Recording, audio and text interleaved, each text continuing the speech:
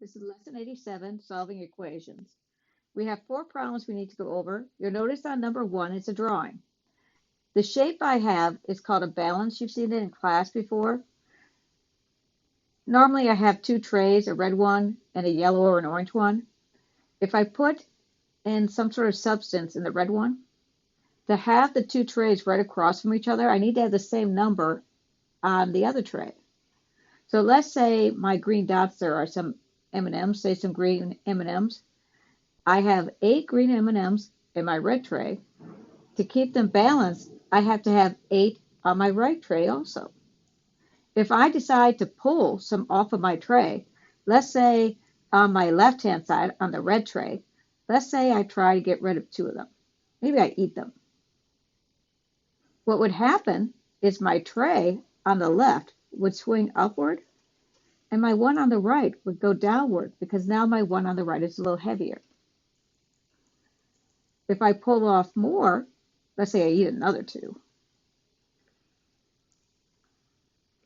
then it will swing even farther. It will go up even farther on the left and go down even farther on the right.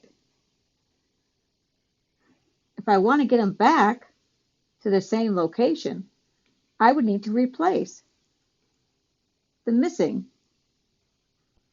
M&Ms to get them all balanced again. That's what an equation does. So let's take what we were just talking about and convert it over into an equation. Let's say I have 8 green M&Ms still in my right-hand tray. And on my left-hand tray, I have 3. And there's some other ones, but I'm not giving you the count.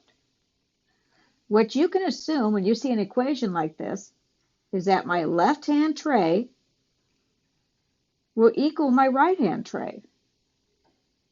And if I want to find my missing number, what I do is I take the same value off of both trays. So what I would do is I would take that 3 off of both trays, leaving me with 5. Now I know what you're saying. You're like, whoa, I already had that in my head. I did not need to do any of that. Well, these are kind of really, really short equations. The idea is to get the concept so that when you get to really long ones, you know what to do with them. Because I agree with you. On the small ones, pretty easy to figure out sometimes what to do. But as they get bigger, you can't do it that way. Now, let's look at number 2.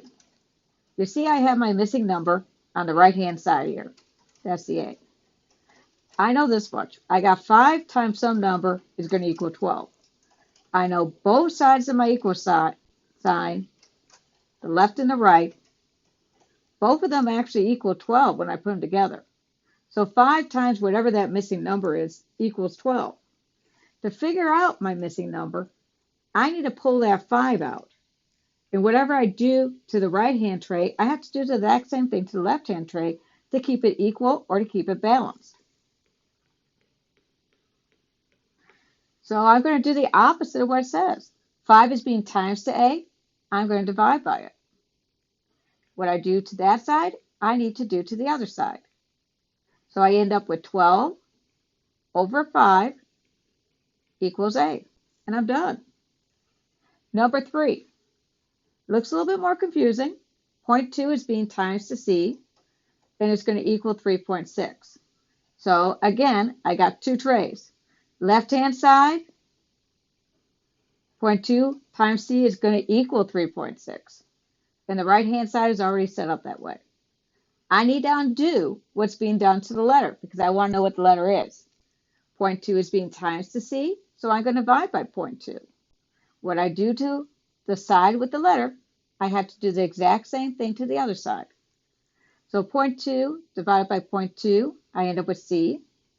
3.6 divided by 0.2, if you need to, go off to the side, work it out with your decimal. Remember, your decimal has to go over one spot, goes over one spot there.